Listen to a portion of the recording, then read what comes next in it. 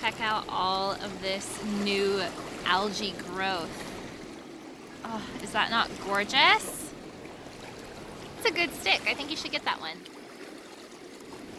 A couple days ago, somebody asked me if it's dangerous to work with deities. I've received this question a few times, and I'm sure you've also seen it pop up throughout the internet or through your pagan church or wherever you participate in this community. It's not an uncommon question. People want to know why there's so much talk about certain gods being dangerous to speak with, worship, or work with, and others being safe bets. I'm kind of guilty of this myself. I made a video recently about Aphrodite being a very attractive first goddess to work with because she is so easy and welcoming. But I didn't mean for this to imply in any way that there are other deities that are less welcoming or are in some way harmful to somebody who is not ready for them yet. So that's what I want to talk about today. I want to talk about the question, is working with deities dangerous? In other words, what that question really is are deities dangerous? Getting the obvious out of the way, I think that this wording itself is pretty problematic. New pagans and magical folks get this language from our wider community. So today, as I kind of try to break down this thinking and the assumptions behind this language, I'm going to focus on the difference between how witches talk about this and how pagans or polytheists talk about this. But before we even get into that, I want to address the elephant in the room, at least for me, which is an assumption around paganism having evil elements or dangerous aspects. This didn't just appear out of nowhere. This didn't happen in a vacuum.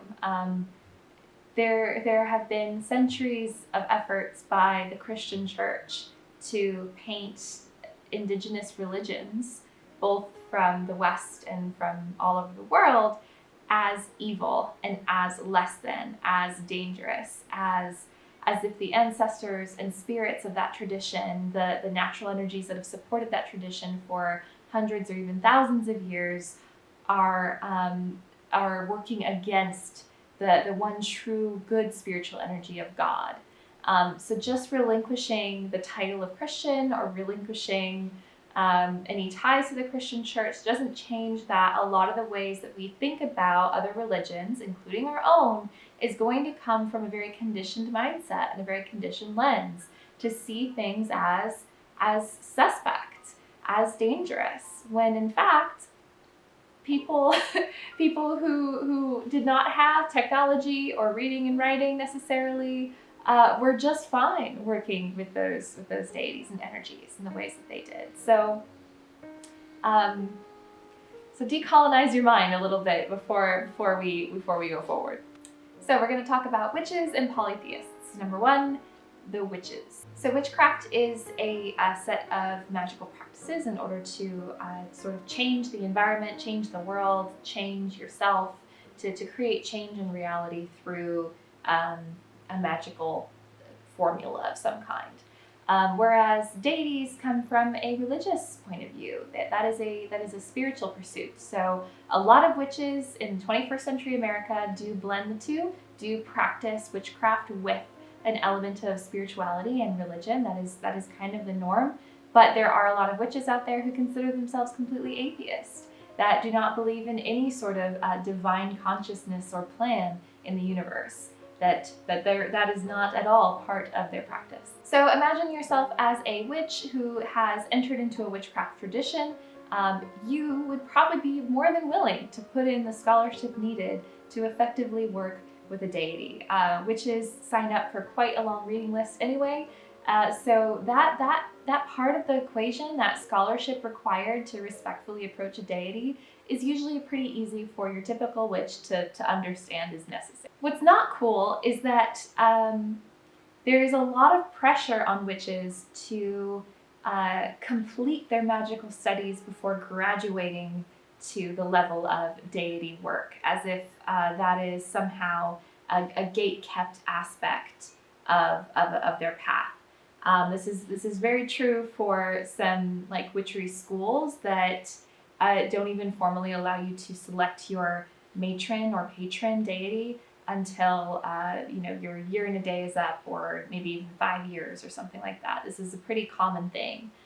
So what does this lead to? Except a lot of people who feel blocked and barred because there is an assumption that the deity work that resides on the other side of that gate requires some very high level of magical skill in order to navigate it, which creates this, like shadowy illusion of, is this dangerous? What happens if I start and I'm not ready? But what about the witches who have been doing this a while and who work with deities and are talking about it on the internet, probably? So there's a few types of these witches. The main type that I see the most of are witches who have a very strong grasp on the placement of deity in their life and in their practice. Those witches are going to approach deity in the same way that they approach their magical workings. So the question of evil doesn't even enter the conversation. From a witch's point of view, nature is just nature. It just is. There is no inherent good or evil about it. It is how the ingredients of nature are used or directed that can then cause effects that could be then interpreted as evil. These witches, what they do is typically tap into these gods that they work with or worship for a tether to the supernatural realm. So as they worship or work with this deity, they build a very intimate bond, very intimate tether that then helps them ground easier before a ritual or a working. It might add more inspiration to what they are trying to manifest. It acts as a well of nourishment a lot of the time for witches. That's what it's all about. But then you have other types of witches who use this similar like evocation or conjuring of energy process in a very manipulative way, as if they can utilize the whims of a god or a goddess toward their purposes. A lot of these types of witches are talking about, what gods are best to use in a spell. There isn't a same sense of fostering a relationship with that entity. It's more of a font of energy that is like a la carte, take what you want and need. And then you have your very casual witches who are somewhere in the middle, who have a deep respect and reverence for deity in general, and who are very casual about who they might invite into a working. If they are doing a self-love spell, they might just be like in the vibe for Persephone, really interested in her mythology lately, and give a appropriate offering and call on Persephone for guidance or for support in a working or a spell. That kind of witch might find that they keep going back to a certain deity regularly and discover they want to actually build a very deep bond with that individual. These kinds of witches might just find that they enjoy the variety pack that life is, and they like experimenting and meeting different gods in that kind of setting and that kind of that sort of relationship as a witch. So from these three types of witches, I think it's pretty obvious which ones might be on the internet warning you that certain deities are dangerous to work with. I think this is typically based on a very shallow understanding of the god at hand, especially because of the very Christian lens that a lot of people seem to hang on to even once they enter a pagan or witchy practice. So number 2, what about polytheists?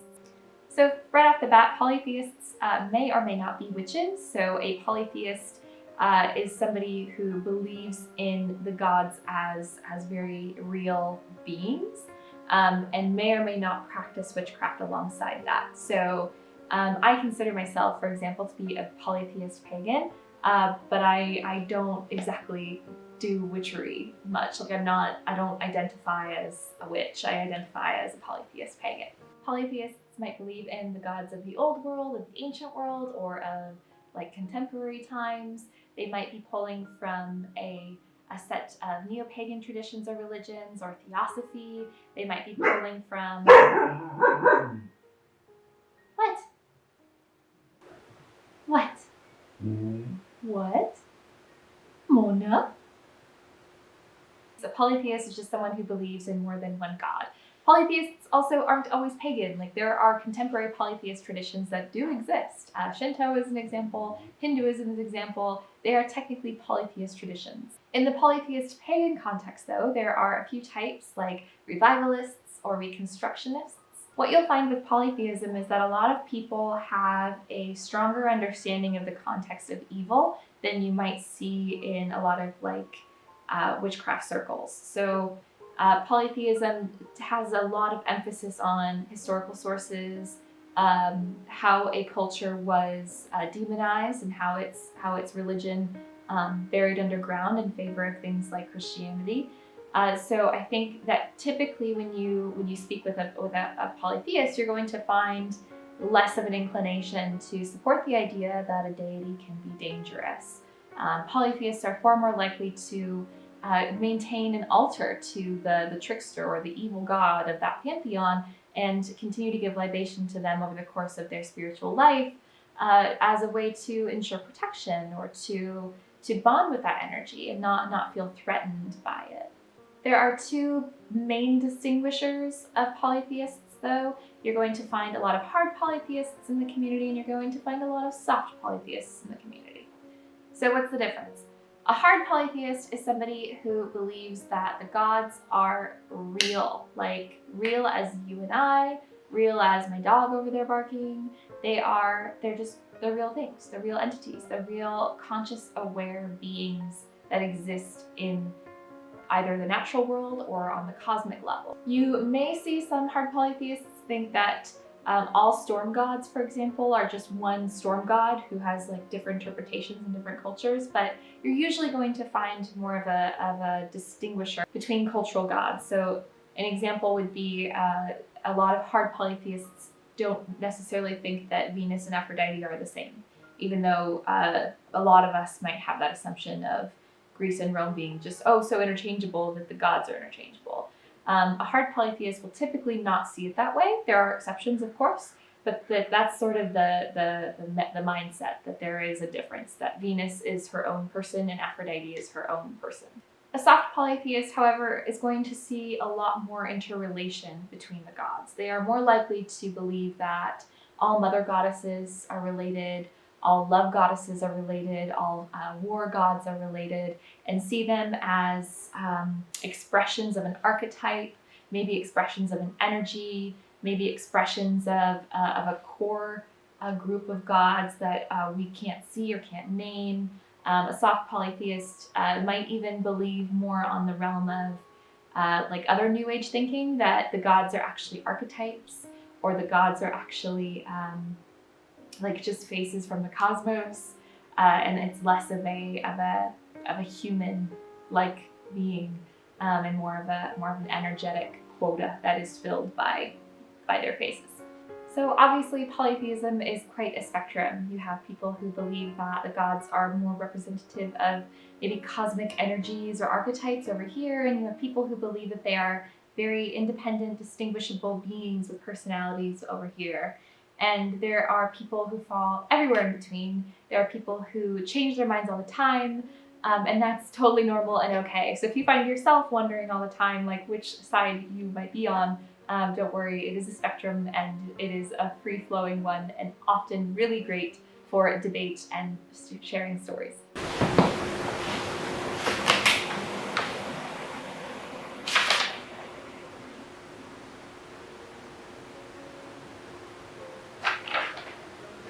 By walking a path like this, you are signing up for a very different set of spiritual or supernatural experiences.